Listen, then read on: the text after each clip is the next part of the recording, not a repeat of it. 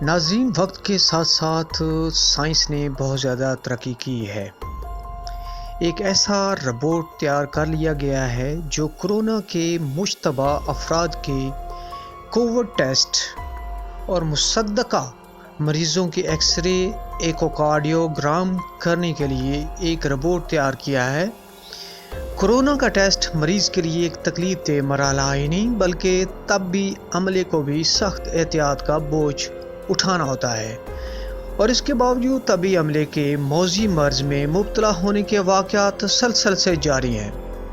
اگر کورونا کے مریض کا ایکس رے یا ایکوکارڈیوگرام کرنا ہو تو یہ ایک الگ مسئلہ ہوتا ہے، تاہم اس کا حل ڈھونڈ لیا گیا ہے۔ ایک انسانی شکل کا ملتا جلتا ایک روبوٹ تیار کیا گیا ہے جو نہ صرف کووڈ-19 کا ٹیسٹ کر سکے گا بلکہ کورونا کے مریضوں کے خون کے نمونے بھی لے گا، جبکہ ایکس رے، ایکوکارڈیوگرام اور الٹرا ساؤنڈ بھی انجام دے سکے گا۔